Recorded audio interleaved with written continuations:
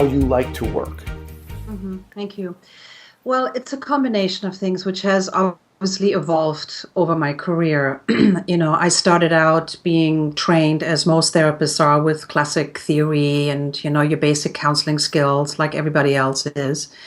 But really, what made the difference was a combination of learning somatic techniques and certainly somatic experiencing and the wonderful tools that we have out there right now.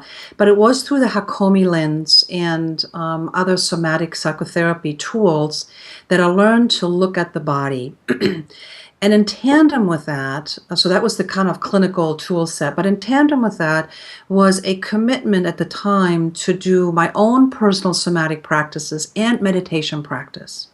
And at the time, this is not 25 years ago, meditation wasn't as hip as it is now. Mindfulness is now kind of very endorsed in a lot of methodologies, and psychology has really embraced it now.